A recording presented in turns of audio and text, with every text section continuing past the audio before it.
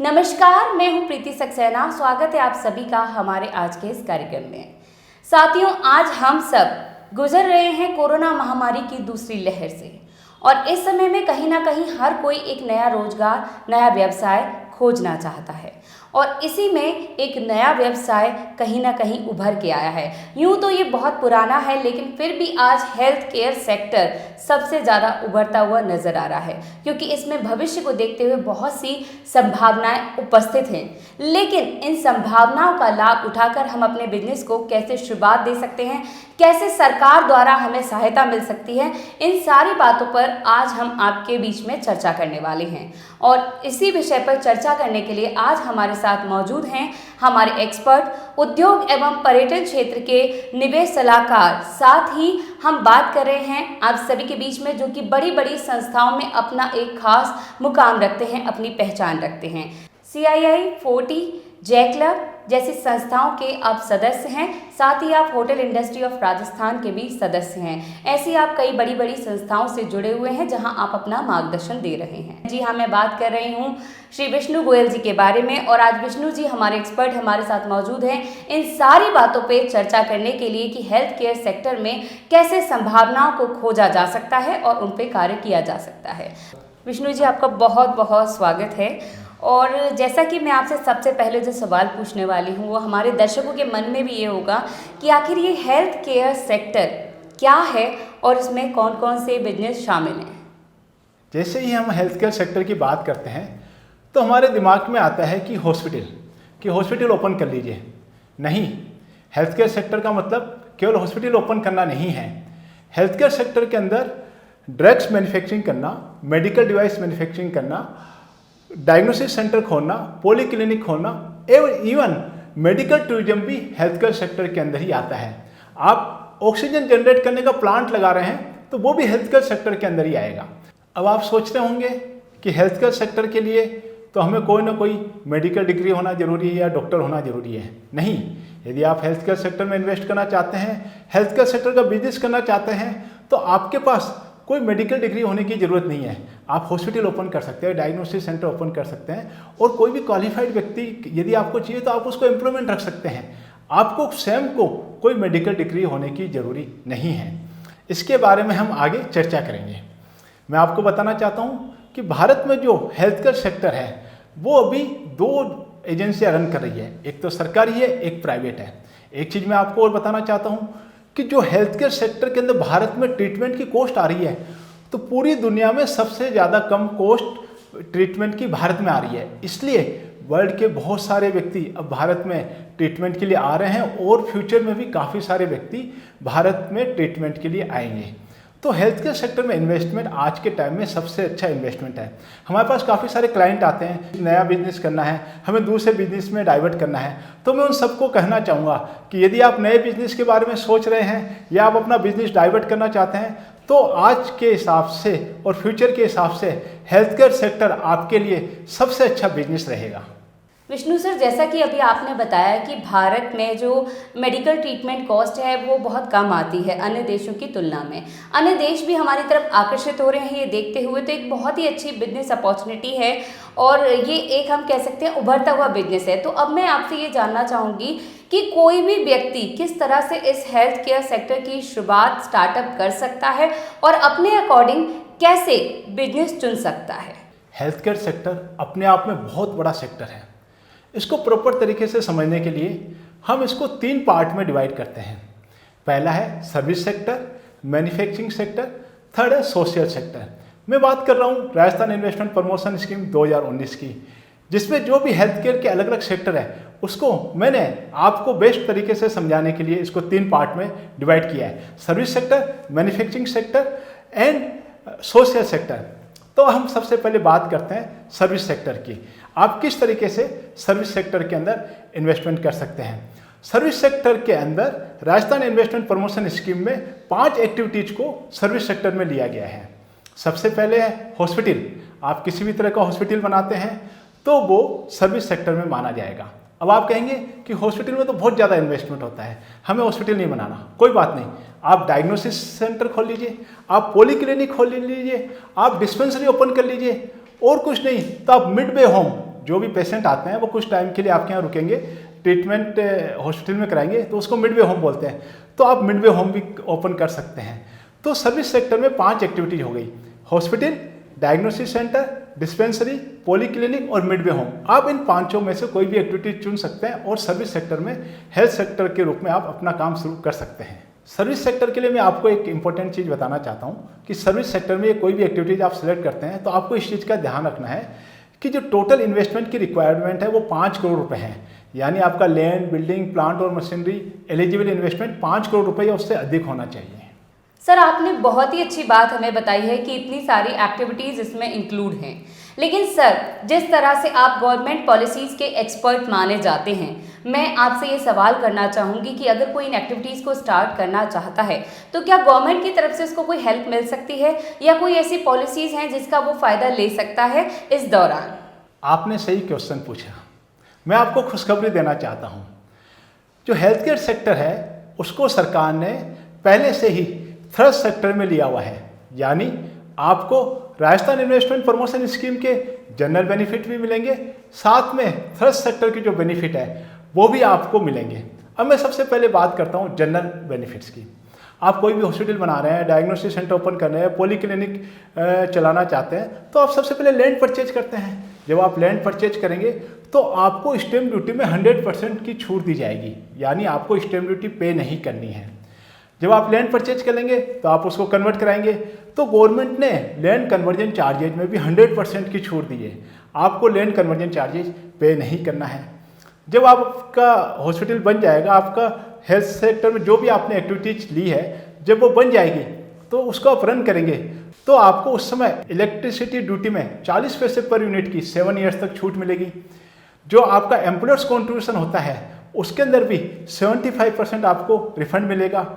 और यदि आपके ऊपर SGST एप्लीकेबल है तो SGST जो आप जमा कराते हैं उसका 75% आपको 7 ईयर्स तक रिफंड दिया जाएगा। इसके अलावा लैंड टैक्स भी लगता है। यदि आपने काफ़ी बड़ी लैंड ली है, उस पर आपने अपनी यूनिट बनाई है, तो लैंड टैक्स में भी 7 ईयर्स तक 100% की छूट है। ये सारे जो बेनिफिट बताए हैं मैंने आपको जनरल बेनिफिट बताए हैं। अब मैं आपको कुछ खास थर्ड सेक्टर के बेनिफिट बताने जा रहा हूँ, और वो बेनिफिट है कैपिटल सब्सिडी का और इंटरेस्ट सब्सिडी का। आप अपने प्रोजेक्ट के लिए किसी भी बैंक से, फाइनेंशियल इंस्टीट्यूट से लोन ले सकते हैं। जब आप लोन लेते हैं तो जो इंटरेस्ट पे करते हैं तो वो 5% की इंटरेस्ट सब्सिडी गवर्नमेंट के द्वारा आपको दी जा रही है। जी हाँ साथियों, आपको जो भी इंटरेस्ट आपका लग रहा है उसका 5% 5 साल तक गवर्नमेंट के द्वारा दिया जाएगा, और इसकी मैक्सिमम लिमिट है 25 लाख रुपए पर ईयर। यानी आप 5 साल तक गवर्नमेंट से 1 करोड़ 25 लाख रुपए इंटरेस्ट सब्सिडी के रूप में ले सकते हैं। अब आप कहते हैं कि सर हमें तो बैंक से लोन नहीं लेना। कोई बात नहीं, यदि आप बैंक से नहीं लोन ले रहे हैं तो आप गवर्नमेंट से कैपिटल सब्सिडी ले सकते हैं। कैपिटल सब्सिडी जो मिलेगी वो जो आपका प्रोजेक्ट है उसमें जो प्लांट एंड मशीनरी है उसका 25% और मैक्सिमम 25 लाख रुपए आपको कैपिटल सब्सिडी के रूप में मिलेगा।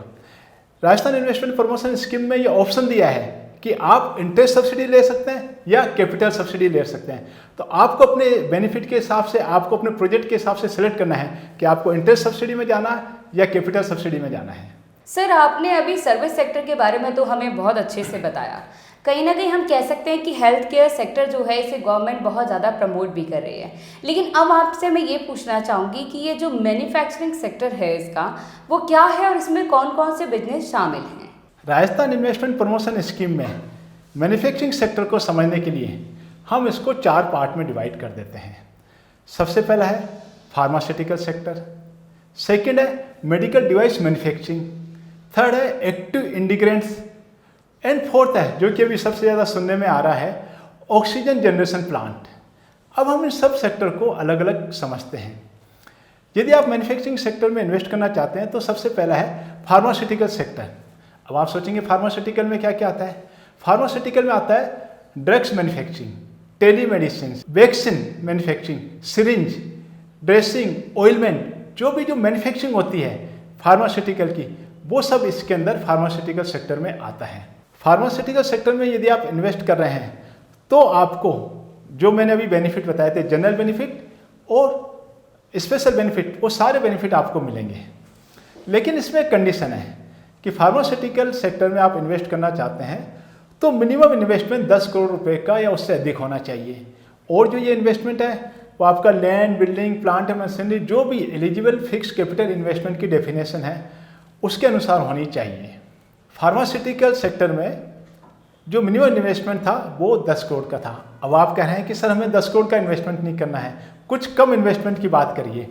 तो मैं आपको बताना चाहता हूँ कि मेडिकल डिवाइस मैन्युफैक्चरिंग में भी आप इन्वेस्टमेंट कर सकते हैं।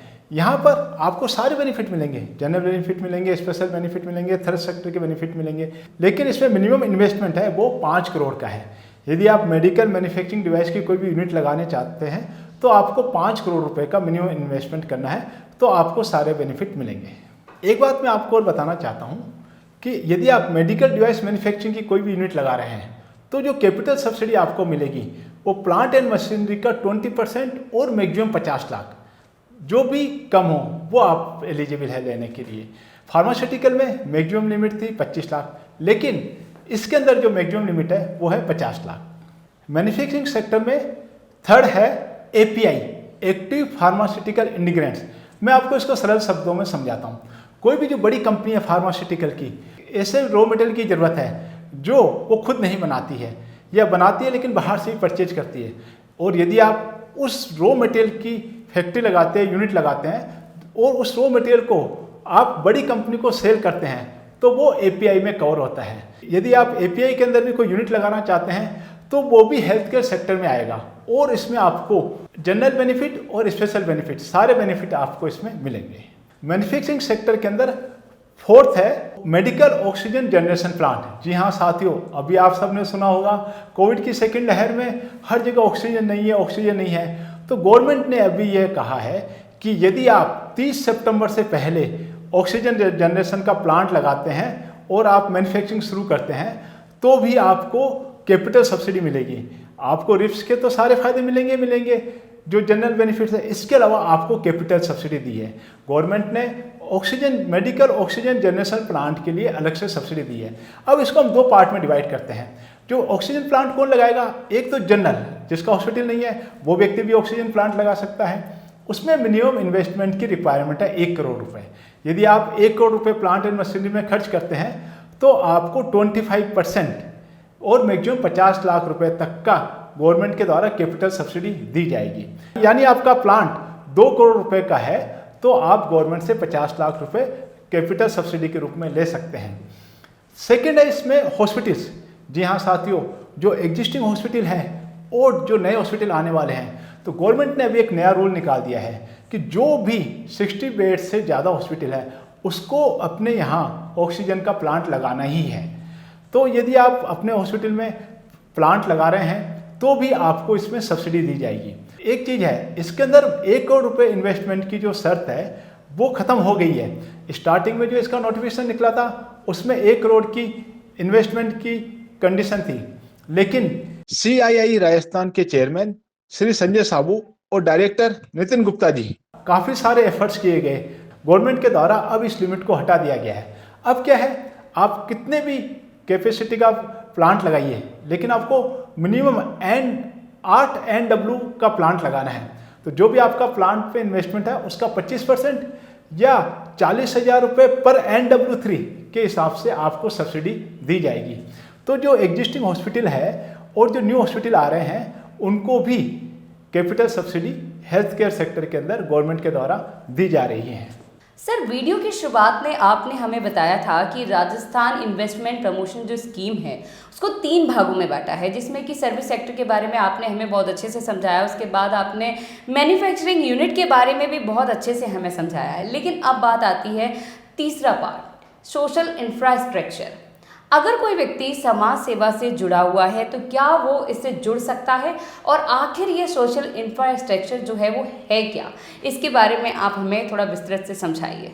जब भी कोई महामारी आती है, जब भी समाज पे कोई मुसीबत आती है तो समाज सेवा करने वाले तन मन धन से उस बीमारी से लड़ने के लिए तैयार हो जाते हैं। कोविड की लहर में हमने ऐसा ही देखा, जैसे ही बेड की कमी हुई तो 40 संस्थान, Rajasthan federation of trade and industries ने 100 बेड का हॉस्पिटल खड़ा कर दिया। इसी तरीके से राधा स्वामी सत्संग के अंदर एक बहुत बड़ा कोविड सेंटर ओपन कर दिया, बहुत सारे गुरुद्वारे के अंदर, बहुत सारे मंदिरों के अंदर हॉस्पिटल शुरू हो गए, बहुत से व्यक्ति अपने अपने तरीके से समाज सेवा करने लग गए।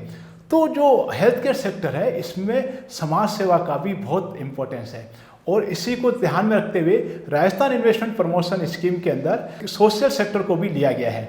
मैं बात कर रहा हूँ ओल्ड एज होम की।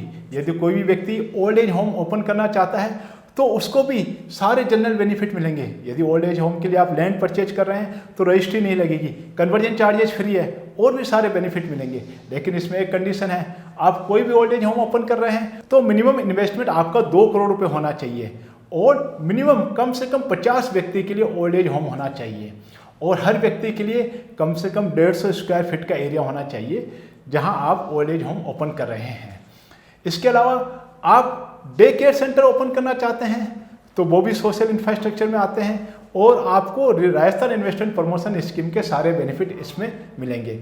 रिको एरिया है, जो वर्कर्स वहाँ काम करते हैं उनके लिए आप क्रेच खोलना चाहते हैं, बच्चों की देखभाल करना चाहते हैं तो वो भी सोशल सेक्टर में ही आता है, और आपको सारे रिप्स के बेनिफिट इसके अंदर मिलेंगे। अब एक चीज़ और है कि रिको एरिया काफ़ी बड़ा एरिया होता है, काफ़ी सारे वर्कर्स काम करते हैं, और यदि आप रिको एरिया के अंदर हॉस्पिटल ओपन कर रहे हैं तो भी आपको राजस्थान इन्वेस्टमेंट प्रमोशन स्कीम के सारे बेनिफिट मिलेंगे। रिको एरिया में बच्चों के लिए जो आप क्रेच ओपन करने जा रहे हैं तो मिनिमम 50 बच्चों का क्रेच ओपन होना चाहिए, और उसका एक फिक्स एरिया है तो मिनिमम एरिया उतना भी होना चाहिए। इसके अलावा जो रिप्स के सारे बेनिफिट हैं वो सारे मिलेंगे। इसके अंदर अलग अलग सेक्टर के हिसाब से अलग अलग कैपिटल सब्सिडी का प्रोविजन किया गया है, और इंटरेस्ट सब्सिडी का भी प्रोविजन किया गया है। सर, एक सवाल मैं आपसे और करना चाहूँगी। इन दिनों सुनने में आ रहा है ये मेडिकल टूरिज्म, ये आखिर मेडिकल टूरिज्म क्या है, और क्या ये भी हेल्थ केयर सेक्टर में काउंट होता है, और होता है तो कैसे होता है? प्लीज़ ये भी एक बार बताइए। मेडिकल टूरिज्म एक ऐसी एक्टिविटीज़ है जहाँ टूरिस्ट आते हैं, यहाँ इलाज कराते हैं, और यहाँ विजिट भी करते हैं, और लॉन्ग पीरियड के लिए आते हैं, आराम से यहाँ रिजॉर्ट में रुकते हैं, अपना ट्रीटमेंट कराते हैं, और उसके बाद में वो यहाँ विजिट करते हैं और अपने कंट्री लौट जाते हैं। मैंने इस वीडियो के शुरू में आपको बताया था कि भारत में जो मेडिकल ट्रीटमेंट की कॉस्ट आती है वो पूरी दुनिया में सबसे कम है। इसीलिए आज क्या हो रहा है कि पूरी कंट्रीज, बाहर के फॉरेन के लोग भारत में मेडिकल ट्रीटमेंट कराना चाहते हैं। तो इसलिए यहाँ पे मेडिकल टूरिज्म का बहुत बड़ा स्कोप है। मेडिकल टूरिज्म वो है कि बाहर के व्यक्ति यहाँ आते हैं, स्टे करते हैं, अब रिजॉर्ट में रुकते हैं, अपना ट्रीटमेंट कराते हैं, उस रिजॉर्ट का कई हॉस्पिटल से कॉन्टेक्ट रहता है, और वहाँ भी उनकी मेडिकल फैसिलिटी रहती है। अब जो कोविड के बाद से इसका ट्रेंड बहुत तेज़ी से बढ़ने वाला है। बजट होटल नहीं बना के रिजॉर्ट बना रहे हैं, बड़े बड़े फार्म हाउस बना रहे हैं, और वो ये चाहते हैं कि टूरिस्ट यहाँ आए और अपना ट्रीटमेंट कराए और जो भी नेचर का फ़ायदा उठाए। इसी को मेडिकल टूरिज्म कहा जाता है। मैं आपको बताना चाहता हूँ, राजस्थान टूरिज्म यूनिट पॉलिसी में मेडिकल टूरिज्म को पहले से ही इंक्लूडिंग किया गया है। राजस्थान टूरिज्म यूनिट पॉलिसी के अंदर मेडिकल टूरिज्म को हेल्थ रिजॉर्ट के नाम से, योगा सेंटर के नाम से, स्पोर्ट्स रिजॉर्ट्स के नाम से दिया हुआ है। तो जो भी बेनिफिट है आपको जनरल और स्पेशल, मैंने अपने टूरिज्म यूनिट पॉलिसी का जो वीडियो बनाया है उसमें मैंने सारे बेनिफिट्स के बारे में बताया है। इसमें आपको सभी तरह के बेनिफिट मिलेंगे, इंटरेस्ट सब्सिडी भी मिलेगी, कैपिटल सब्सिडी भी मिलेगी, और अब आने वाला टाइम मेडिकल टूरिज्म का टाइम है। Thank you so much Vishnu sir, आपने बहुत ही अच्छे तरीके से राजस्थान इन्वेस्टमेंट प्रमोशन स्कीम के बारे में हमें समझाया, जिसमें कि आपने सर्विस सेक्टर के बारे में हमें बताया, मैन्युफैक्चरिंग सेक्टर के बारे में आपने हमें बताया, सोशल इंफ्रास्ट्रक्चर के बारे में बताया, और साथ ही सबसे खास अहमियत रखने वाला मेडिकल टूरिज्म के बारे में आपने हमें बताया। दोस्तों, हम आपको बताना चाहेंगे मेडिकल टूरिज्म पर्यटन से जुड़े हुए हमारे पिछले वीडियोज़ को आप देखें, जिसमें आपको अधिक जानकारी मिल सकती है इसके बारे में। और हमारा प्रयास रहता है हमेशा आपके लिए गवर्नमेंट सेक्टर की पॉलिसीज के बारे में नई नई जानकारी लेकर के आना। अगले वीडियो में हम आपके लिए ऐसा ही कुछ और नया लेकर के आने वाले हैं। तब तक हमें इजाजत दें, लेकिन हाँ, हमारे इस चैनल को लाइक करें, सब्सक्राइब करें और हमारे साथ जुड़े रहें। धन्यवाद।